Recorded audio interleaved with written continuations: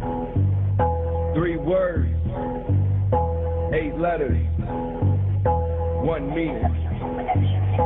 Let's go. Came a long way sitting in a prison, thinking it was the only place that ever fitted. Now Michael Walton with us, and you know we got the vision. This is not a competition, man, it's all about the mission. This is M to the rock, you don't stop. The show start on a weekday, right at 7 o'clock. Mad Miles in the booth, we got Johnny on sound. Call Julie the boss lady, let her know what's going down. This is M to the rock, you don't stop. The show start on a weekday, right at 7 o'clock. Got the paparazzo, call him Danny Cambo. With the picture, can't pick, every one of them is gold. And that one young lady that wants you to be free. Everybody say it with me, love you, Mama P.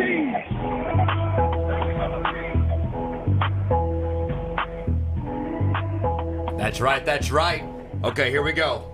Gather round, gather round, gather round, clowns. Michael Moulton, M2 The Rock, coming to you live from Dallas, Texas, baby. D-Town, the 214. And man, have we got a show today for you. I know everybody has been very excited about this show. We've been putting it on blast here the last couple of days in studio. Before we get to our in-studio guest, and I'm so grateful to have this guy, man, just straight from the tarmac. Got a couple hours of sleep and coming in here and just sticking to his commitment, and what an honor it is to have the great Steve-O in studio today on M2 The Rock. What do you think, Anna? Pretty exciting, huh? I am so stoked. I can't believe it. I've been running around. I can't believe it, Michael. We're just so excited. We're coming to you live on Facebook Live, Twitter. We are also coming to you live on our YouTube page, YouTube Live, as we speak. I'm seeing everything building up, populating. This is a show that you need to share out, okay? There's a share button down there. Share this out because we are going to be delivering a message of hope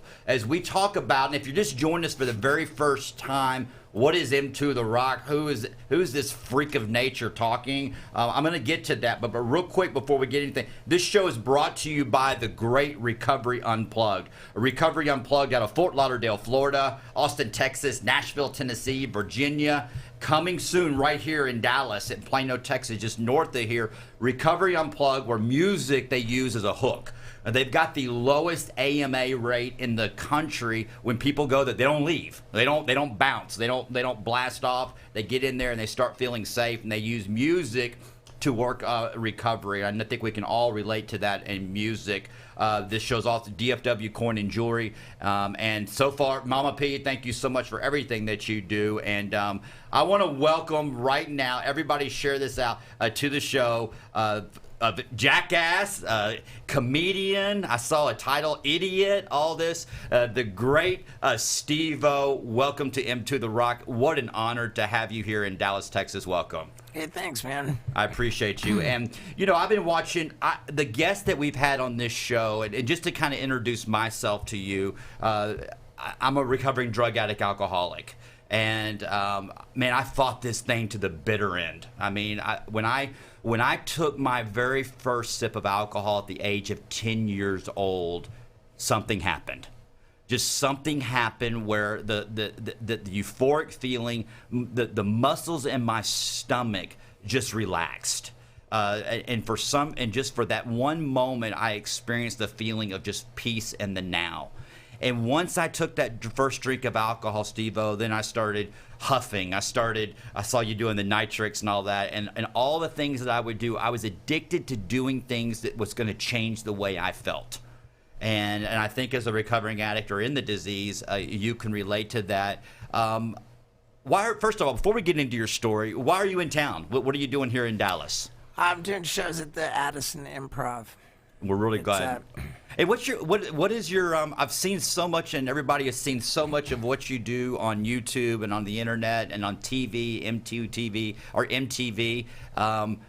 Crazy, man. You've done some really, really bizarre stuff in your past. Do you still do that today? Do you still do the radical, call it stunts, right? You call it stunts. Stunts, pranks, like, yeah, I do all of it. And I've been doing stand-up comedy for the last almost 9 years on this circuit, and now it's I've married my worlds together, so it's a multimedia show. Staying busy, don't It's you? called the Bucket List Tour. The Bucket List Tour, and I've had a lot of people reach out to me saying that they said they've already seen it.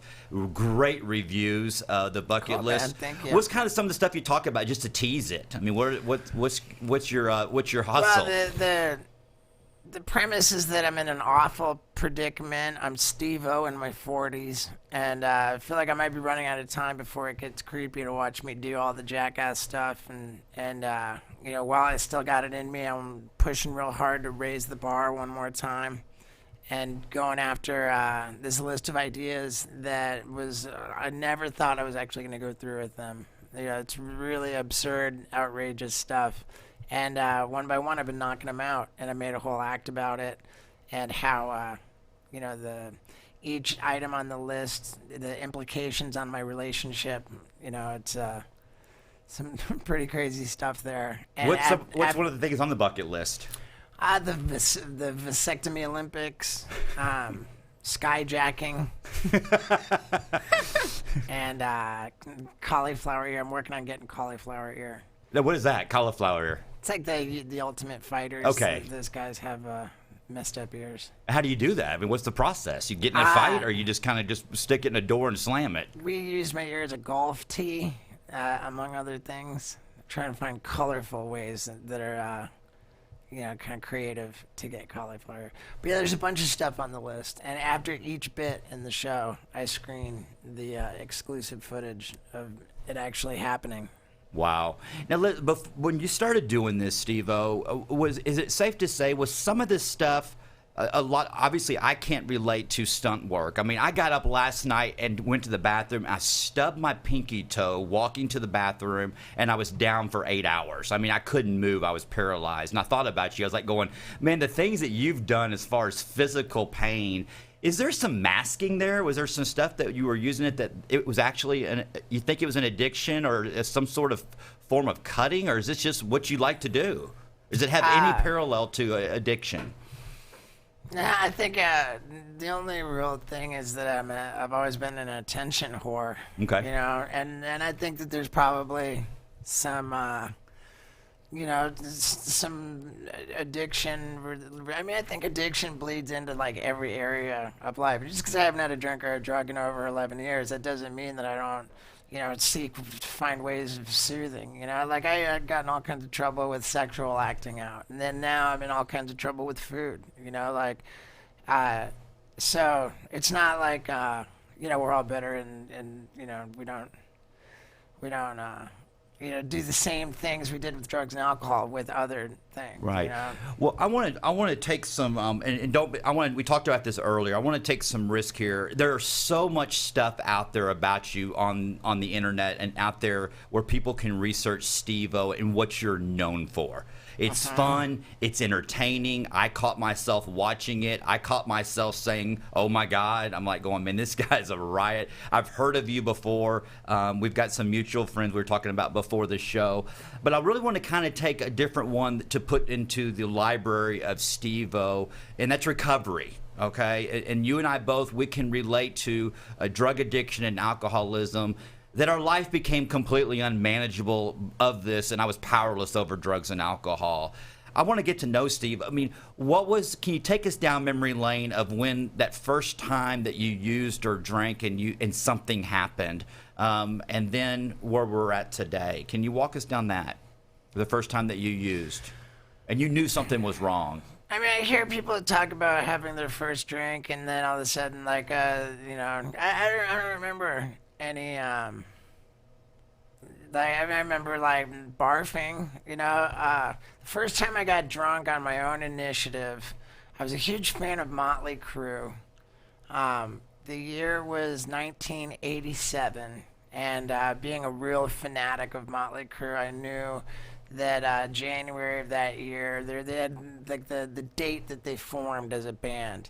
And on that date, I was prepared to celebrate the 6 years, you know, and I remember like creepy chopping apart a magazine and taking like the letters, you know, like a murder, like a ransom note. Right. And I put it together in the happy 6th anniversary with 2 X's, like as a nod to Nikki Sixx. and I mailed it to their fan mail department, and I stole a bottle of red wine from my parents' wine cellar. And so on the morning of the anniversary of the formation of Motley Crue, I drank from this bottle of wine on my way to school. I remember there was snow. I cut through this construction site house across the street. And I drank some, not too much, but I drank a little bit of wine, left the bottle there, and then after school I came right back and I guzzled the rest of it. Now I remember. It was this is the first time I really got drunk, like properly drunk, like on my own, and I was 12 years old. So I come in from after school drinking this whole bottle, and I come in and I remember being like kind of proud of myself, thinking, I really got wasted, like whatever, like now I'm like I felt this was kind of cool. Went in and I picked up the phone and I called somebody. I don't think either of my parents were home.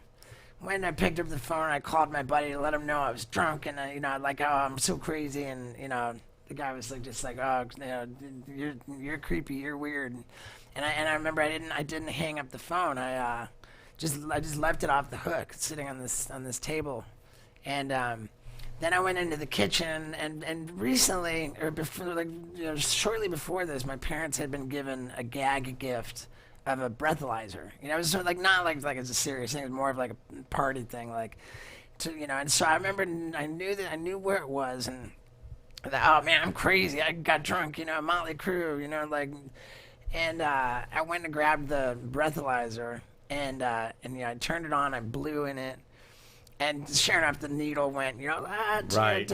Wasted, whatever, and I left that on the kitchen counter, and I didn't put it away or anything. And then I went upstairs and here it comes, and I'm like, I'm gonna barf, and I ran to the toilet and barfed this whole bottle of red wine into the toilet, and didn't flush it, and then I just passed out in my full clothes. And at the time I went to this school where you wore like a suit and tie with a green blazer and everything, fully clothed, passed out 5 p.m, on the bed. And now my dad was, I think, the first to get home, and he came shortly after that. And he had noticed that there was a bottle of red wine missing from the cellar. I don't know how, but he knew that he noticed it was missing. He thought, that's weird. Yeah. Comes home and finds, the first thing he walks in, he says the phone is off the hook. That's weird. Walks in to the kitchen, finds the breathalyzer, and it's got the needle. All it says someone's wasted. Goes upstairs, and here's his son, just sprawled out along the bed, fully clothed, and then he walks in the room and looks in the toilet. He sees in the toilet like a bottle of red wine is barfed into the So it was that he put together what happened, right? And he didn't want to be overbearing or he wanted to handle it in a pragmatic way, and he kind of gently woke me up. He said, hey, he said, let's talk. He made the mistake of because we had a pool table in the basement, and let's talk. We're going to talk about this. We talked about it in the basement over a game of pool, and I whooped his ass at pool. And so there's no punishment. There's no anything like that. But I think that more than anything, like my purpose in telling the story is that for all the accounts I hear where something happened and they felt comfortable and they felt like they fit in, I don't remember any of that. I remember thinking I was wild and crazy and I was cool and I was doing it because I really looked up to the debaucherousness of Motley Crue, and this was the way I was going to honor them, and I really loved them so much. But I don't even remember feeling like the feeling of being drunk was particularly euphoric or pleasant or comforting. It was just like that, and I barfed. Is it safe to say that alcohol and drugs became medicine to you? That's what it was for me. I mean, it was just, I had to have it to operate. Yeah, for sure. I mean, I couldn't imagine, functioning without it. And yeah. And the mental obsession that we struggle with, that's all we think about is our next fix, right? I mean, it's like, how in the heck am I going to go do this without being loaded or high or drunk? I mean, everything I did revolved around alcohol and drugs when I was in the disease. Yeah, it certainly got to that point. I couldn't, I couldn't bring myself. I got to the point when I had to smuggle cocaine on flights with me, and that was, and like noticeably, like, okay, I can't get through a flight without doing cocaine. I have to bring it on the plane, right, knowing how much trouble there is. And I remember because I fly a lot, and I noticed that the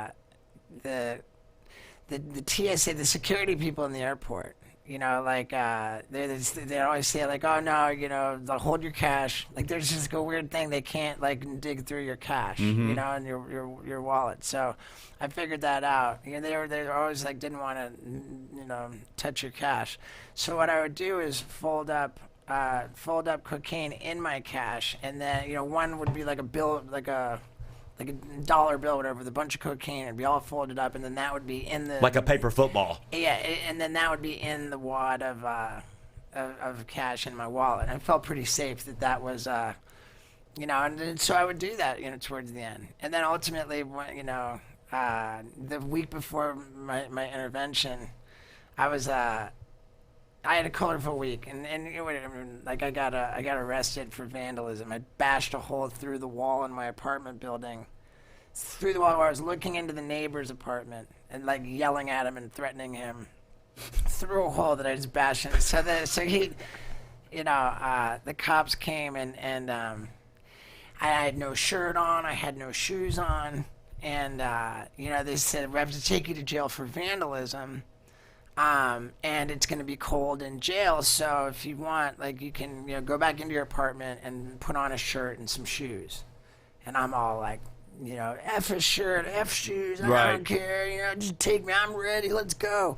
And, it's so hysterical to me that I could have very easily walked in to my apartment, taken the cocaine out of my wallet. Right, right. I could have put on a shirt and some shoes and sort of stealthily removed the cocaine from my wallet, but it didn't even occur. I was so loaded, it didn't even occur to me that it was in my wallet. So they took me to jail, barefoot, shirtless, and with a bag of cocaine in my pocket. And, and the police station, when they're processing you, for an arrest with charges, it's not like the TSA, security checkpoint in the airport. They go through your wallet. Oh, yeah, everything. So I was being, processed at the jail, and they re-arrested me for felony cocaine possession. And now we have consequences as a result of our actions of this disease. In studio, I had consequences immedially. As soon as I was 16 years old when I started getting loaded every day, and all of the hospitalizations, the arrests, my grades plummeting. Like, it was stark how quickly the consequences rolled up, and I just didn't care. Did you ever, and I can relate to that, I was the same way, did you ever, when you were alone, when no one was around, and when it was just Steve-O and Steve-O, did you ever go, why do I do the things I do? Did you ever ask yourself that question? Were you ever in so much pain emotionally that, listen, I don't even want to be here anymore. Why am I doing these things? Why am I doing what things?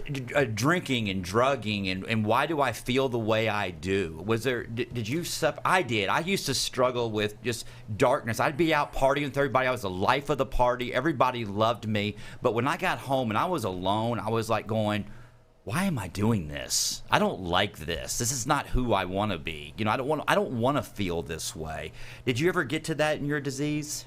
Well, yeah, of course, man. I would look at what I was doing and just, I would see clearly that I was killing myself, and that there wasn't just anything I could do about it, Right. In studio, we got the great Steve-O here in Dallas at the Improv Addison. He'll be live tonight at the Improv Addison. When we come back, we're going to wait for a 30-second commercial. It's a cool commercial. When we come back, we're going to talk about what are we doing today? I mean, how are we staying sober? The awakening, of the intervention, and what Steve-O's doing today. 11 years sober. You're helping me so much. I'm just coming up on 2 years. I mean, I'm a baby at this thing, and you're helping me so much. Michael Moulton, Into the Rock. We'll be right back. 8 letters. Hey, welcome to Recovery Unplugged. Today was one of the best days of my life because in recovery, I saw God here. I saw a bunch of kids that are going to take this program seriously because of Richie Super. It let the kid out. Woo, boy! And we are in Florida. Yes. No, this was actually very, very special for me because in recovery, the only way to keep it is to give it away. And today was just as beautiful gets. And I want to thank you for doing that and witnessing what we do with music because it's been a part of everybody's life, Like we said, the first thing you heard was your mama's heartbeat when you were in the womb. And that's music right there. So we're just taking it to the next step. Yep. Music is, and we will prove here, the strongest drug of all. Came a long way sitting in a prison, thinking it was the only place that ever fitted. Now Michael Moulton with us, and we got the vision. This is not all a right, competition, welcome back. About the mission. I'm Michael Moulton. I'm host of Into the Rock that don't stop. We have in studio. We are honored. We're blessed. We're so excited to have the great Steve-O, who is in Dallas right now, performing at the Improv Addison on your bucket list tour. The bucket list tour. So check it out. We flashed up. Great job of the Steve-O. April 5th to the 6th at the improvaddison.com. Check it out. Also go to his page on Facebook, YouTube. Check it out.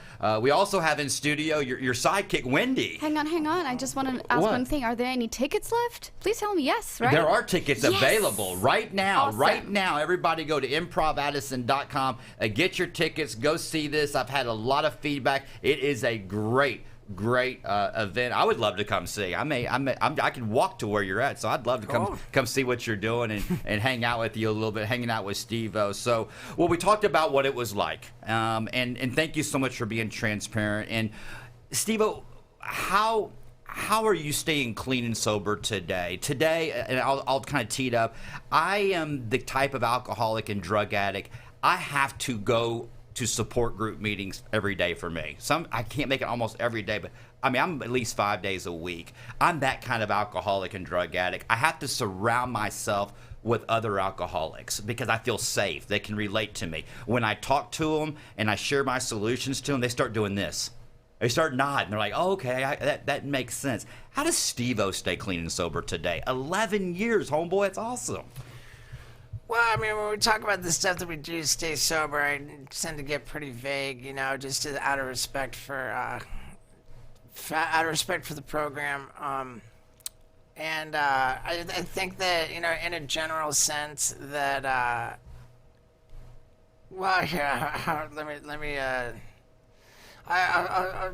answer this in a different way. When people ask me about rehab, and they say, okay, is this rehab any good? Or can you recommend a rehab that is good? My feeling about that is that a rehab is basically the same concept as a gym. You get a gym membership. You can get a gym membership at some fancy exclusive place that's very expensive and nice and fancy, but that's not going to give you any better of a chance of getting physically fit as it is if you go to a gym that's dirty and cheap or free or you can find ways to exercise if you're in prison, for that matter. So I think that any rehab is really only as good as the work that you put into it, and I think that also that when you get into the fancy and expensive rehabs, I think that it becomes a little bit trickier because I don't believe the rehab is something that should cost a lot. When you get into an expensive rehab, I look at it and I think, all right, well, what are people coming into rehab? What's their situation? Largely, it's they've created a great deal of wreckage. They've lost, if not everything, they've lost a lot. They're clearly not on a winning streak. They're coming in, probably without a job, they're probably just like not in a position where we're gonna add, where it makes sense to add to their wreckage like a whopping price tag on anybody who's going to come in, to a sober living that costs thousands and thousands of dollars every month, or a rehab that costs like, tens of thousands or hundreds of thousands of dollars. I just look at it and I think, okay, well, when we're dealing with recovery, there's a big piece of sweeping away the wreckage, and to add to it the wreckage. And then on top of that, what are you getting for all of this money that you're spending?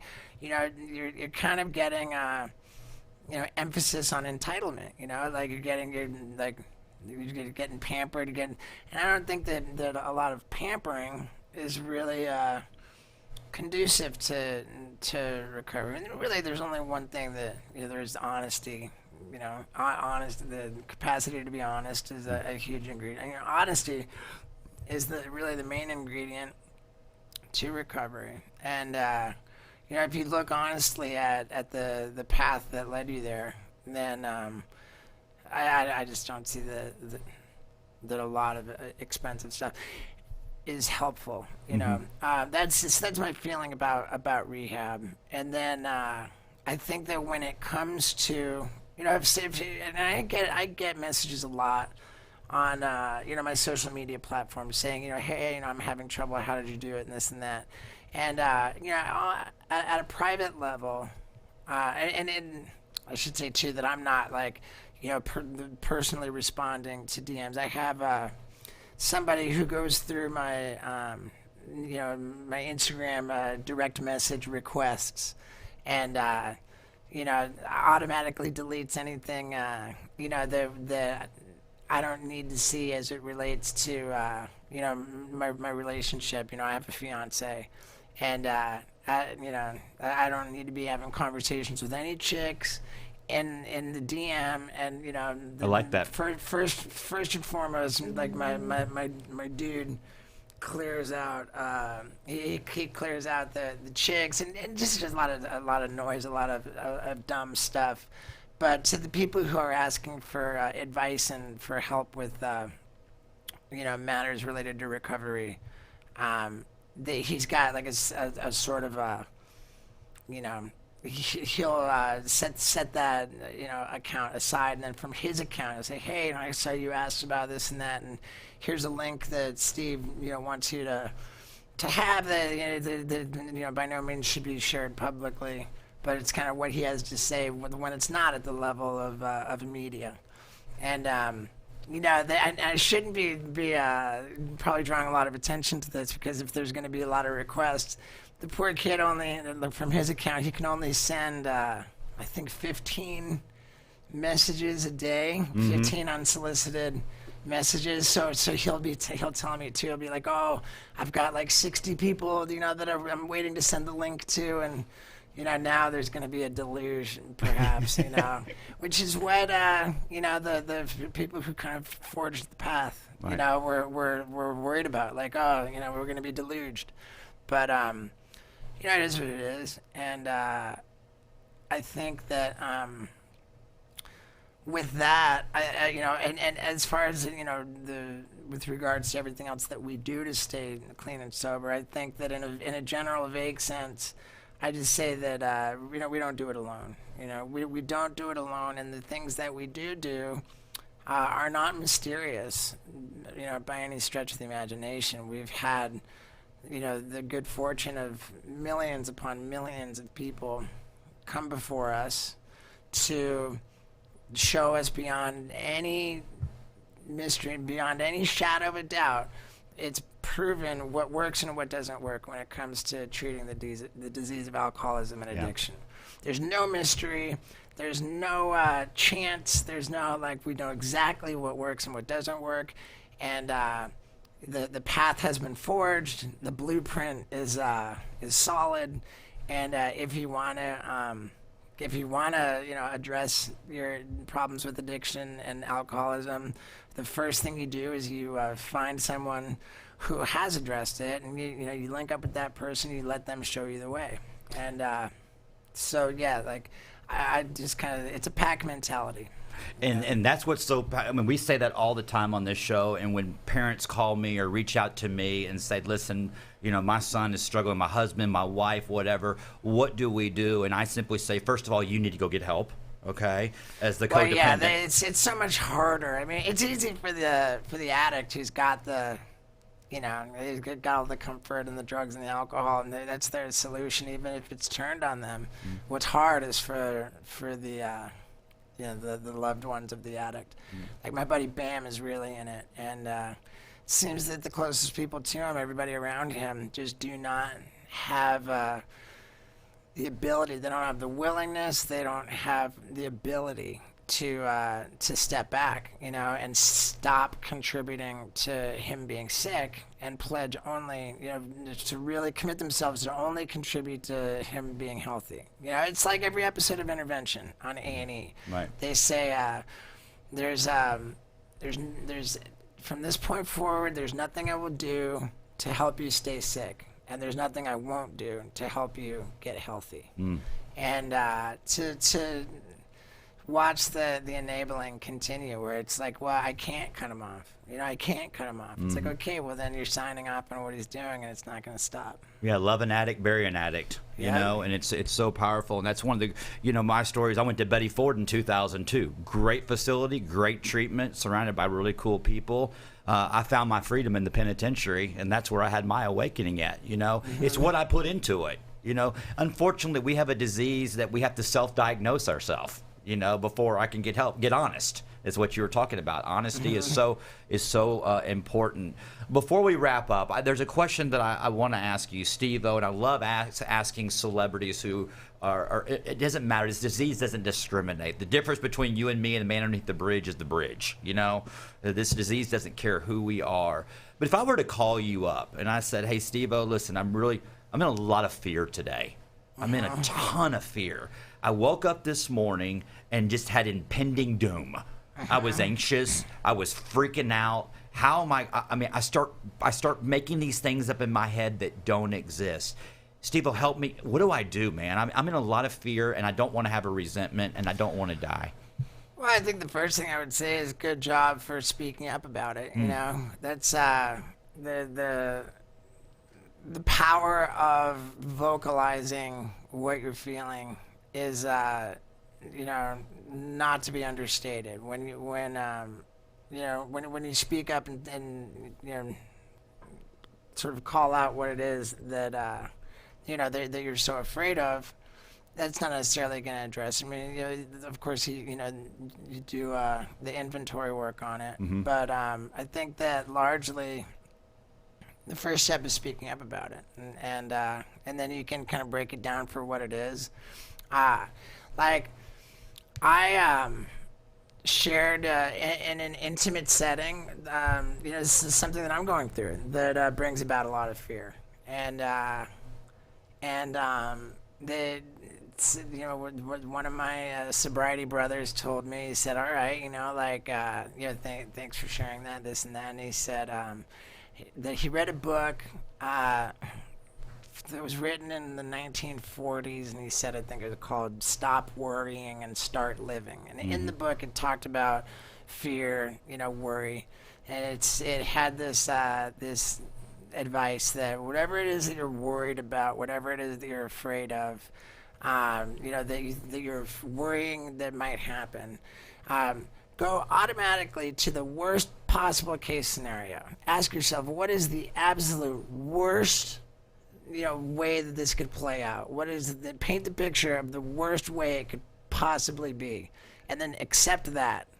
And once you've accepted that, ask yourself where you are now. And boy, that helped a lot, because we do, with fear, we do catastrophize, and we do, they let things get worse and they swirl around. I think that a lot of the time, just speaking up about it, speaking up about what you're afraid of, can take a lot of power out of it, because the fear, it'll take it on a life of its own, and we'll start weaving it into this story that's not even necessarily true. So first speaking up about it, and then, breaking it down for what it really is, and being, practical about assessing what's the worst situation that could possibly, arise from it, and accepting that situation. I think that was really good advice.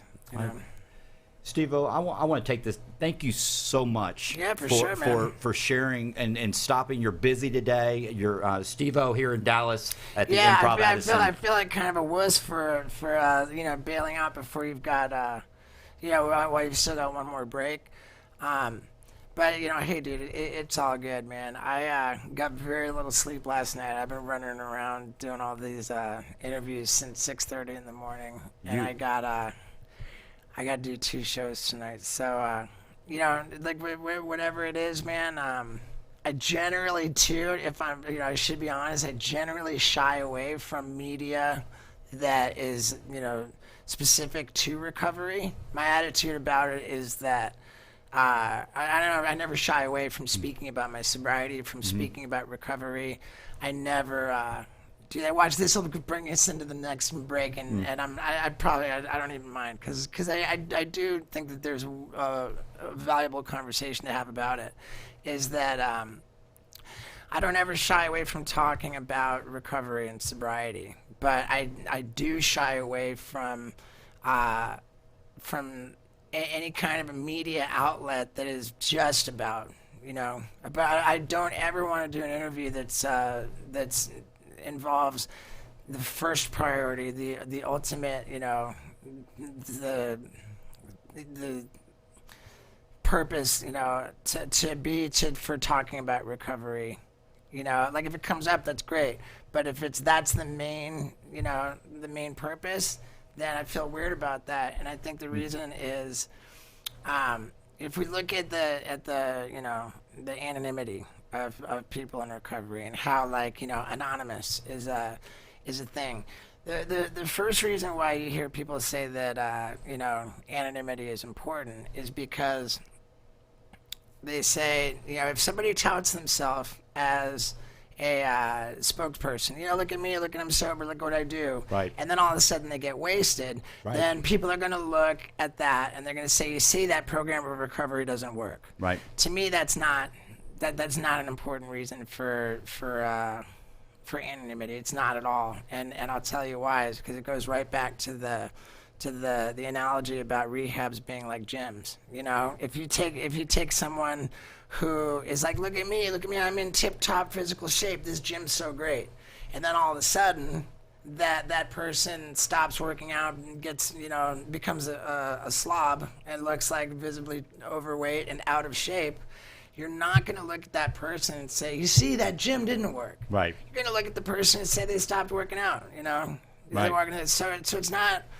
I don't worry about, like if I or anybody else was to relapse, that it's logical to jump to the conclusion that the program of recovery doesn't work, because the only conclusion to jump to is that the individual stopped working the program of recovery. Yeah. The program of recovery only works if you work it. If you cease to work it, then yeah, you're gonna relapse. So I don't think that. And then if we're more real about it, like the founders of this path that we're on, the people who first forged it, the main reason that they put emphasis on anonymity was because because they didn't want to be deluged. They're like, hey, we still have our livelihoods, we still have our careers, we still, our career is not to be sober. It's like our survival is to be sober, and then that allows us to have a life. And if we're flooded, if we're not anonymous, we're going to be flooded. We'll never be able to live our lives normally. Right. So that was their main reason for anonymity, and that's valid. But I think that my main reason for anonymity, and for really being particular about respecting the traditions, and the way that it is because. Not because of what people are going to think about the program if I relapse, but rather if people use recovery, if they use the program as, hey, look at me, hey, look at me, I'm in this program and I'm doing this, and then it's real easy to start using their recovery, using their sobriety as like a currency. you know, as a currency for prestige, for reputation, for, you know, for financial gain. And as soon as you start letting sobriety and recovery be something that benefits you with your reputation, with your career, with, you know, then I think shit gets weird. You know, that's why anybody who gets paid to speak about, you know, professionalism in recovery is something I'm really, really weird about. And with that said, you know, I was like 1 year sober, and I had a documentary that we made about my downward spiral and my whole, you know, early recovery, and my it was called Steve-O Demise and Rise. And I remember being like really fucking scared because it was too late to back out of it. I tried to back out of it like a bunch of times. I was such a fucking mess in early recovery. Like, oh, I'm all in, you know, I'd be calling to be like, I can't do it. Like, I'd call up, you know, Tremaine in Knoxville. I'd be like, I can't do it. Pull the plug. I'm out, you know? And then, like, I'd be like freaking out, like full terror. And then, like half an hour later, I'd call him back and be like, don't forget to interview Jeffrey Ross, or like something like that. It was just like, yeah, Knoxville sent me a photo of a traffic light with red and green lit up at the same time. He's like, that's you. But the biggest fear, I think, if I had like, there were a couple things about making that documentary. One was that I went in to look at an early draft of it, and I brought someone with me who, you know, was a sober guy, as like a sober companion, to go in and just view this early draft. And it was so striking to me about how when I walked out of watching that, and watching that entailed seeing like humiliating footage of myself, you know, like you would think that like for me to see for the reality of what it was, me using, and especially at the end, like the way I was acting, the way I was, it's humiliating, you know, and to see that, you would think that would be a deterrent, you know, like, oh wow, you know, God, that was embarrassing, you know, like I don't ever want to look like that again, I don't ever want to act like that again. So you would think that would help me stay sober, when it was completely the opposite. Like, to see that footage of me, you know, drinking and using, it was like it was like it planted me in there, you know, to see the, you know, the substances on the screen, to see, like, all of a sudden it was just like it turned on a switch, kind of like where looking at it, I could taste the, you know, like it was, and it activated me in a way. I was like, I cannot fucking look at that. And so it was a very early draft of that documentary, and then I didn't ever watch it again. You know, I think I watched some of it years later. I know I did, but yeah, it was dangerous. You know, it was dangerous. And the same thing goes for when I was a kid, and my mom was so desperately chronically alcoholic. I got every bit the education I needed to know not to fuck with alcohol. And sure enough, this is the first thing I did. You know, so that's the insanity of the disease. But the fear I had with that documentary was, oh man, I'm waving the flag of, like, you know, I know David Lee Roth did it, like, you know, like, and that's the thing, again, not about what am I going to do, the program's fine.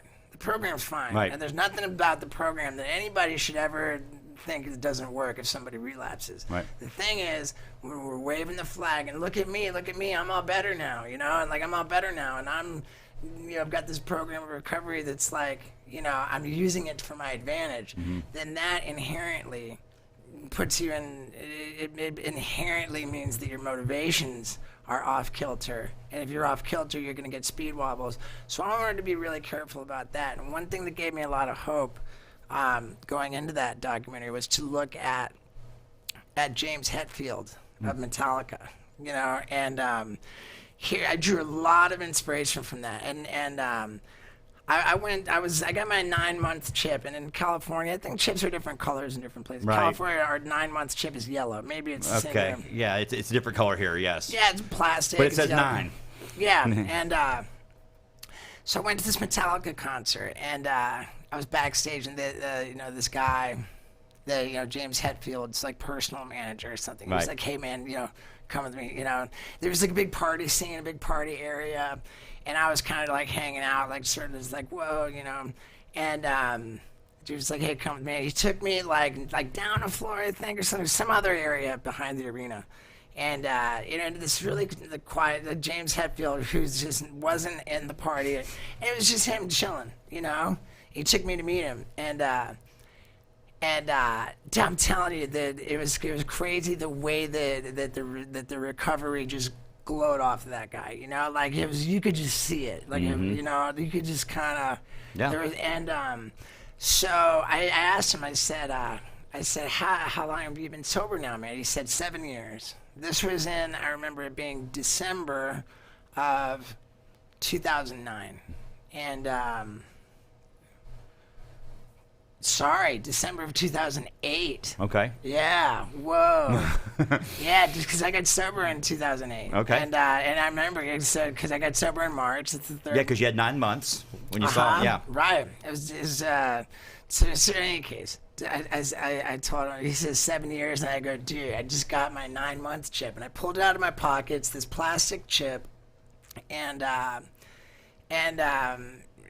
yellow plastic chip. I said, I just got my 9-month chip. I held it up, and I go, no more plastic for me. Straight heavy metal from here on out. Because there's like the year ones are like, right. Once you get to annuals, it turns into metal. Yeah, medallions. I mean, not always, but yeah. And I got a little bit of a kick out of that. And the reason why James Hetfield, I bring him up, it's like so like important to me because there was a Metallica documentary. It was actually a full movie. It was called Some Kind of Monster. And in this, they were looking for a new bassist, I guess. Things went south with Jason Newsted, and they were auditioning for a new bassist. They were recording a new album. And all in the midst of this whole sort of, chapter of time was James Hetfield, in rehab and early recovery. And I remember watching that documentary for the first time, being just day 3 of a cocaine bender, and I was texting Lars Ulrich, like, oh, what is this, like, what is it? Like, and I remember feeling like kind of offended, like, wait, what? Because James Hetfield was talking about like, oh, I can only rehearse with the band like for an hour, like 3 hours. I've got to I've got to go with my yoga and with my this and with my that. Got to put my recovery first. Which is so foreign to us. What are you talking about? And when I was loaded, like that was not okay with me. I was like, oh, and it was like that whole movie. I mean, they talk about backwards thinking. I mean, I'm like, I look at it now and it's so crazy. But he really put it out there, man. That movie, Some Kind of a Monster, that shows the vulnerability, like it was just so raw, man. Like, it was like, and I don't know that you'd want to go back and do it over again, to put that out there. Maybe he would, maybe he wouldn't. I'm sure what am I saying? Of course, like, everything's fine the way it is. And he would see it that way, I'm sure. But the thing about it that's important to me, and that, like, when I was doing that Demise and Rise documentary, which is very much the same way, putting out like really vulnerable, really raw, like, like early recovery thing, and putting recovery out there, like, a lot of people got messed up, they're with their seeking prestige and like this and that, And I was terrified about that. I said, what am I doing with this documentary? Am I like digging my own grave? Because here I'm putting it out there, waving the flag, look at me. It wasn't, when I went to go watch that early draft of the documentary, it wasn't that I was like nervous about, it threw me off that it had that effect on me. I was less than a year sober at that time while they were making it. And I brought somebody who had like 18 years of sobriety to go and said, I want to do this right. You bring along, you watch it with me because you know better than I do. I want you to scour this thing for any traditions violations. I want to make sure this thing's clean, and I don't trust myself to do it. So like, you can kind of, that was why I brought him. And he watched, he said, no, that's clean. That's okay. And, you're not saying you're all better, you're just like sharing your thing. He said, it's okay, and then, so that was okay with that. But I walk out and all of a sudden I can taste drugs in my mouth because I just saw it on the screen. Right. And so I couldn't watch it anymore, But I was I was shit scared about putting this out there. What am I doing with it? Am I doomed because I'm putting this out there, waving the flag, like with everything I've been describing? And what James Hetfield, I was like, you know what? James Hetfield put it out there exactly the same way. He put it out there, and maybe it was, it was risky to do that, but he got away with it. It came and it went, and he didn't go on he didn't go start fucking writing songs about making amends. You know, he like that documentary about his early recovery. It came and it went, and he went. Metallica went doing what he does, and he's still, I'm sure, super active in recovery, but he's not leading with that. He's not like, and so like I really modeled how, I'm deliberate to model how I approach things by that. I had my early early recovery documentary come out, The Demise and Rise. I got through it. It came and it went, and it's out there, and I don't regret it. But I don't professionalize my recovery. That's why I shy away from anything that's like just for recovery. Right. I'm like, okay, and then just recovery and the media, it's a bad mix for me. I just not to put you down or anything. And I think you're approaching it in a way that's perfect. You like this? Do you kind of like what we got rolling? I think you're approaching it in a way that's clean, and I'm not criticizing Cool. you, and I don't want you to feel No, that. I like the input because I believe in what you believe in, and I speak the same language as you, is because I don't want to hurt anybody. Man, we have we got people waving at me. I think what you're doing is all right.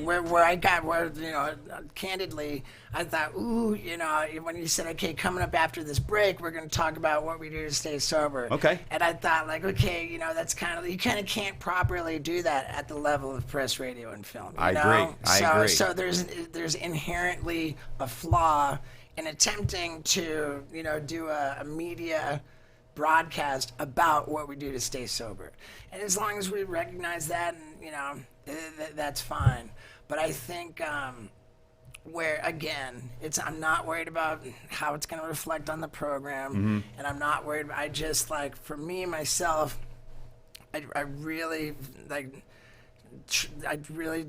have to have separation between my professional career and my recovery, because if that line gets blurry and I become professionally sober, then I get you. And that's reflected in the statistics. I couldn't believe, and I still have trouble believing it, but as I understand it, the single profession or any profession with the highest rate of relapse is those who work in recovery, which is mind-boggling to me. It's the counselors, it's the sober companions, it's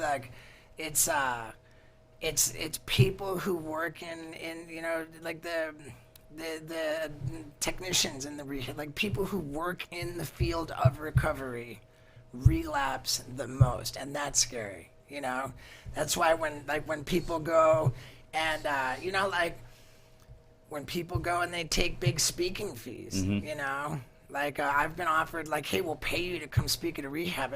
There is no way I would ever accept money to go speak about recovery. God, no. And that's for some people, a lot of people kind of squandered their time while they're getting loaded, and then they end up in recovery. Now they're newly sober, and they think, well, shit, I don't have a trade, my trade was sticking needles in my arm. I don't, what do I do now? And I think a lot of people, for lack of any other better idea, they're like, oh, well, I'll become a drug counselor. Right. And I mean, that's fine if you want to do that, but again, just the same way that I feel it's really important for me to have separation between my professional career and my recovery, it's extra double important for people to do that when they work in recovery, which is really kind of crazy to think, okay, I spent the whole day in a rehab center, talking to the patients and helping them stay sober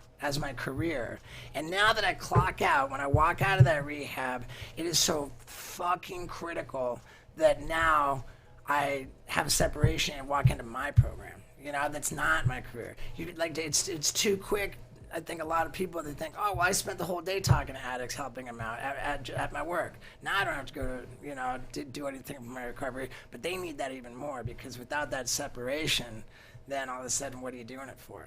Thank you so much, Steve-O. I mean, this is such an honor. You have helped me so much today, and we want to be a platform where we help. This is not about me or anything like that, and you're doing great. And thank you so much. This is awesome. And I'm super grateful for it as well, because I know you are. I can tell. Here, I've talked about a bunch of things that are really important to me, and I think I've been careful to do it in a way that I don't feel, like. I mean, I know that, like, here we're talking at the level of press, radio, and film, and right. I know damn well that in my personal life, when nobody's watching, and I know what I got to do, like on the other side of the wall, right? And I gotta have that separation, But yeah, these are thoughts that I've never articulated in an interview. Great job. I'm so glad. Yeah. And it's nothing more powerful than one alcoholic working with another, one drug addict working with another. Check out the great Steve-O at the Improv Addison. Thank you so much. Hey, how about that? I didn't bitch out and leave before I stayed for the whole show. You did so good, man. All right. That's the power, and that's why. I mean, I'm really honored and emotional, because you've really helped me. Because for 1 hour, I got out of self. I listened, because I'm a selfish sucker, and I appreciate you helping me today stay clean and sober for another hour. Guys, we'll be back tomorrow. I got 3 words. I got 8 letters and 1 meaning, and that is I love you. Thank you so much for the great show. We'll see you tomorrow at noon. All right. 3 words, 8 letters, 1 meaning. Let's go. Came a long way sitting in a prison, thinking it was the only place that ever fitted. Now Michael Morton with us, and you know we got the vision. This is not a competition, man, it's all about the mission. This is M to the rock, you don't stop. The show start on a weekday, right at 7 o'clock. Mad Miles in the booth, we got Johnny on sound. Call Julie the boss lady, let her know what's going down. This is M to the rock that don't stop. Cause show start on a weekday, right at 7 o'clock. Got the paparazzo, call him Danny Cambo. With the picture, can't pick, every one of them is gold. And that one young lady that wants you to be free. Everybody say it with me. Love you, Mama P. Love you, Mama P.